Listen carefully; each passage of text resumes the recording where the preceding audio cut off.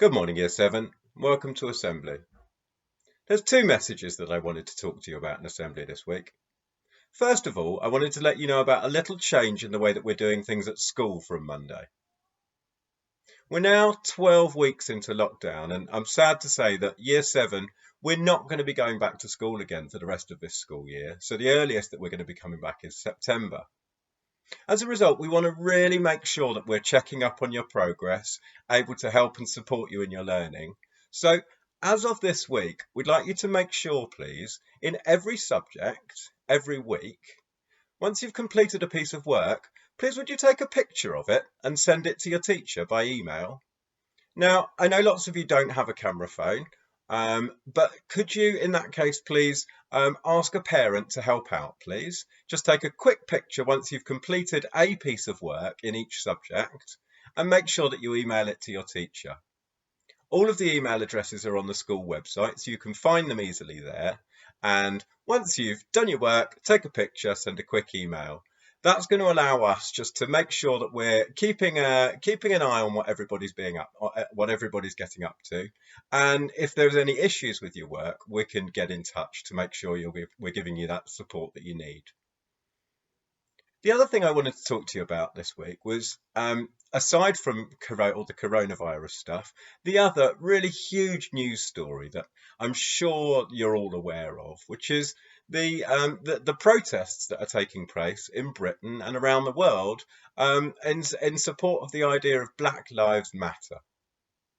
Now, these protests kicked off about 3 weeks ago, after the hideous murder in America of an unarmed and innocent black man called George Floyd, who was brutally held down by police officers when he was arrested, and sadly died. Now, in America and around the world, there's been a massive sort of outpouring of rage about this appalling crime that Mr. Floyd was the victim of.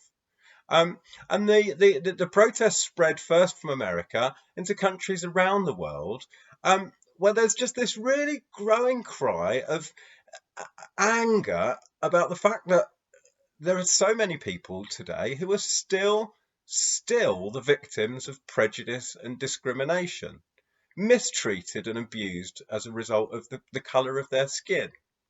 And what the protests are saying is enough is enough. This can't happen anymore. We must live in a world where we treat one another with respect. We must live in a world where we accept the value of each and every person, no matter their gender, the colour of their skin, their sexuality, anything else about them. We treat people with respect and with equality. Now, I'm sad to say that in my life, I've heard racism on many occasions, and it makes me incredibly sad to say that it's something that I've encountered at our own school. People putting forward views, making comments, making statements that are racist. Enough is enough. We're seeing around the world this anger and frustration that so many people still live in fear, still live feeling worried that they'll be persecuted and mistreated because of the colour of their skin. And I'd like you to stand with me and to stand with billions of people around the world and say enough is enough. Well, what can you do? What you can do is challenge racism and challenge inequality whenever you hear it. If you hear somebody making a comment that's wrong, challenge it. Don't just listen in silence. Don't accept it. Let that person know that you disagree. Let that person know that you believe all of us are equal. All of us deserve to be treated with respect. Because when they hear your voice, when they hear what it means to you, maybe that makes them think differently and think about how they'll behave in future. So please make sure, stand strong, stand up to racism, say no. I won't accept that. I won't listen to it. I'm going to challenge you.